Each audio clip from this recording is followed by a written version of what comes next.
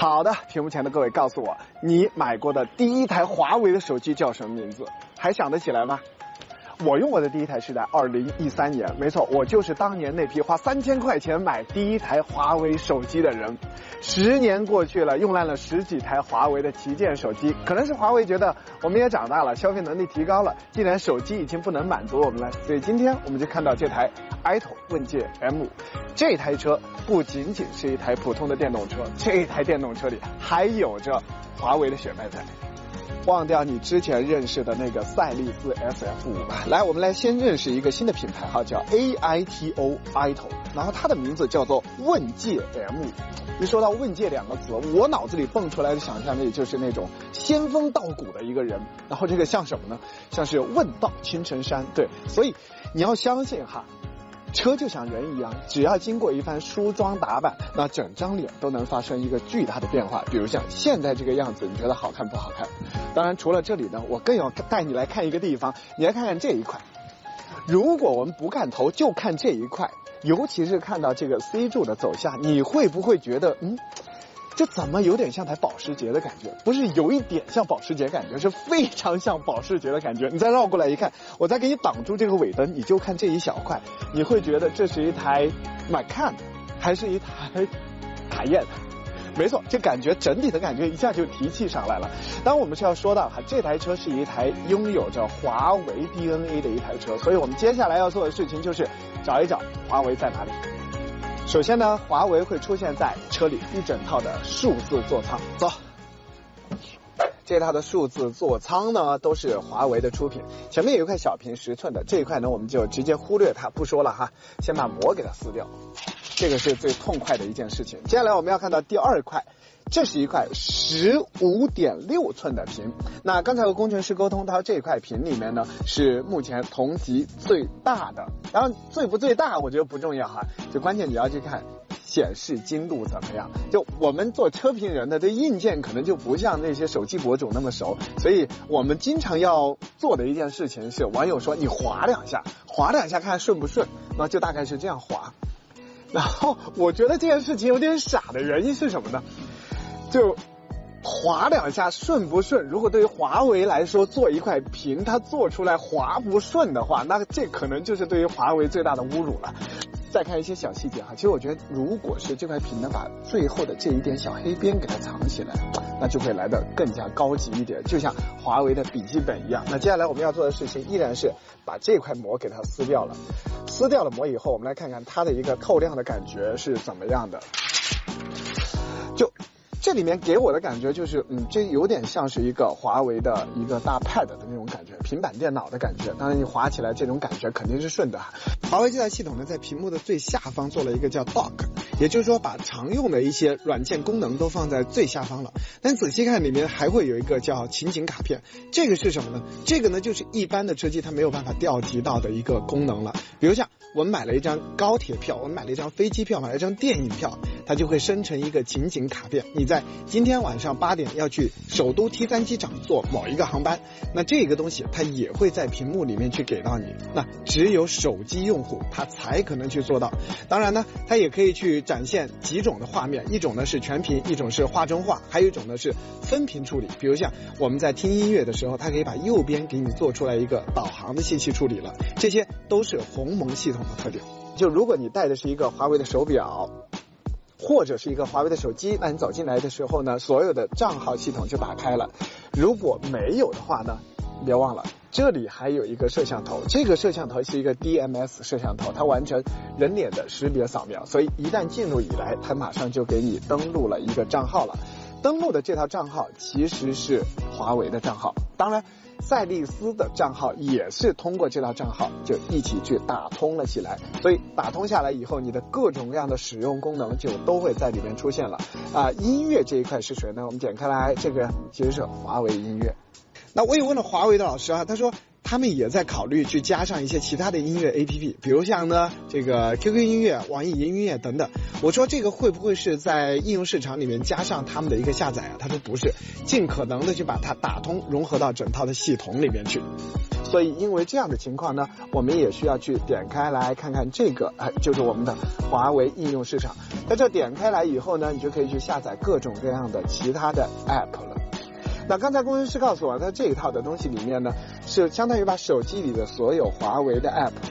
进行一遍的筛选，然后再装到这里面来。主要的筛选来自于几个，第一个是你对于行车的安全是否有影响，第二个是你调用的权限是否对一台汽车来说是不合理的权限。那排除掉这些，剩下的都可以到这个华为应用市场里来。因为现在还是一个工程样车的版本，所以我们现在还没有办法在里面去下载各种各样的应用了。所以呢，这个我们再等一段时间，给大家来看一看这一套的系统到底好不好用。此外呢，这套系统里还有一些小小的我比较喜欢的一些地方哈。一个是车家互联，就是你还没到家的时候，可以把家里的空调啊等等都可以热好。那第二件事情就是它可以做投屏，投屏就是我把手机里面在看的东西biu给你投进来了。所以这个也是解决了我们说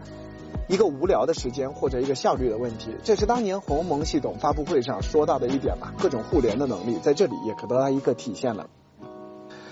到现在为止，我们的节目已经有6-7分钟了，不过这还仅仅是个开头，因为这台车里的确有很多东西值得讲。我们刚才讲完了这一块大屏以及它的整套的鸿蒙系统，对吧？那接下来我们要看到第二个华为的东西了。这个华为的东西呢，就是它的喇叭了，19个喇叭。然后这套喇叭呢，它不是什么 BOSS 音响，不是什么宝华韦健，什么马克莱文森，都不是。这套喇叭叫什么呢？这套系统叫做华为 Sound， 就是华为自己的一套音响系统了。他们说他们做这套音响的时候是拿着它来去对标沃尔沃 XC90 的那套宝华韦健的。我听完我觉得怎么可能呢？宝华韦健的水平是非常高的一套音响了。当然我刚才听了一下哈，首先我觉得非常肯定的几个地方是它的功率很大，第二呢，因为有了19个喇叭，所以呢它会去把这种环绕的这种声音方方面面都给你做好。当然你要说拿着它的价格去对标一套2倍价格的宝华韦健，我觉得这里面还是有一些区别在的。比如像一套宝华韦健，它可能会把那种人声的还原做到特别极致的地方。宝华韦健不是适合听所有的音响的，宝华韦健是适合听像歌剧厅呢，比如像适合听这种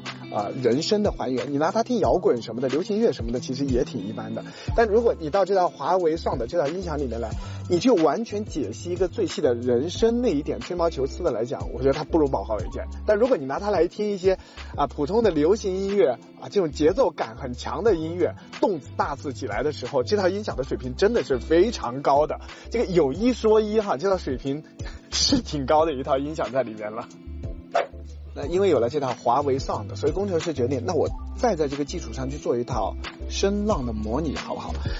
因为是这套声浪模拟呢，我今天也就学到了一个新的知识。他说为什么别的电动车开起来一脚油门踩下去你会觉得那个声音好假，主要是因为它滞后。为什么滞后呢？因为它获得的是你一个速度的信息，速度的信息获得了以后呢，它才拿过去合成一下，成为一个声音再放给你听。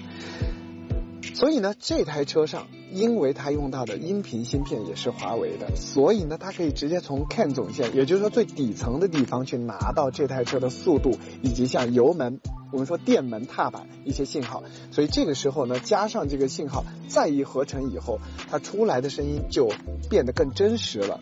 而且它的滞后可以做到200毫秒以内，所以基本上你听起来这个声音就会比较正常一些了。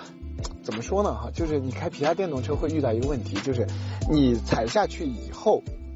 你踩的越深，按道理应该是声浪越大，对不对？但是呢，有些电动车它做的不会，但是你只要速度还在上升，它就会给你那种咆哮的感觉。但其实你那个时候已经把油门收得很小了，踏板的开度已经就做到10%和20%了，但那个声音还是好大的。这个地方说起来就是这个问题了，你得获得底层的信息，再有一块音频的解码芯片去给它处理掉这个东西有一说一，我是不喜欢这个东西的，但是我知道有很多的网友喜欢哈。好，那除了这个呢，我们再来看一个地方，就是来我们看看这里。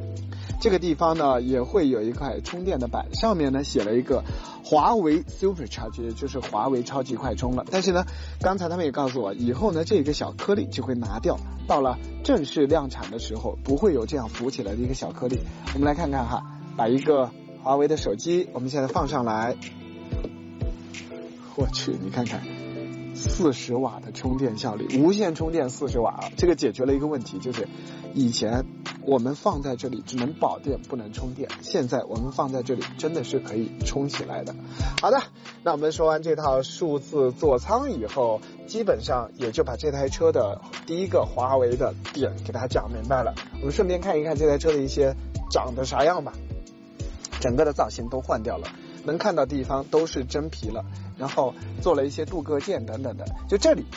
提个小建议，以后再出一个青春版吧，大家可以在这个地方来一些这种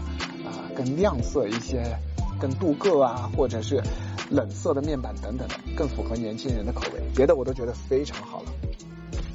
2颗电机，前面更大，后面更小。那这一颗呢，就是 HW150， 也就是华为150了。这里面用的是一个3合1的一套系统在里面，所以呢，这地方能够存40度电，快充慢充都有。所以像你回到家的时候用慢充，在外面应急的时候用快充。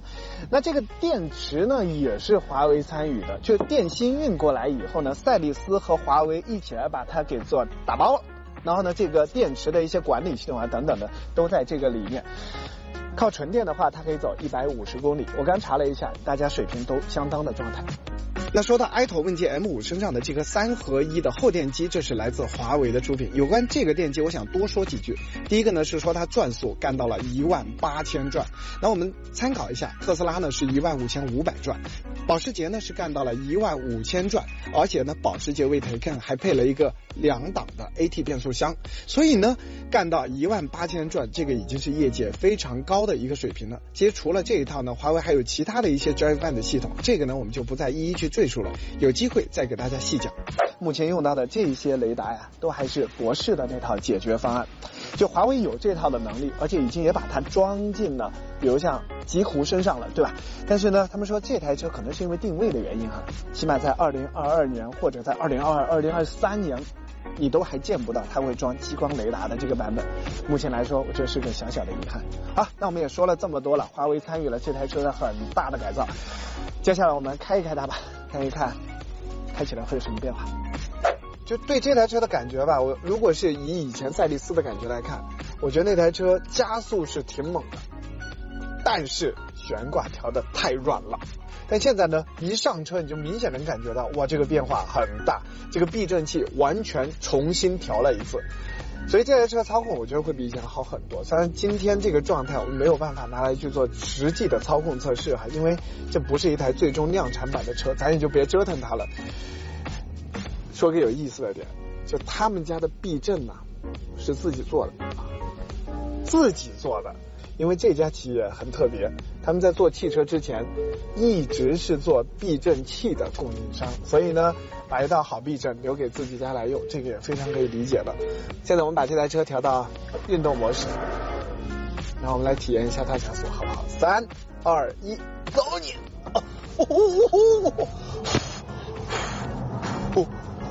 这已经过100了，有一说一还挺猛的。好的，这就是今天我们给大家带来这台 i 头问界 M5。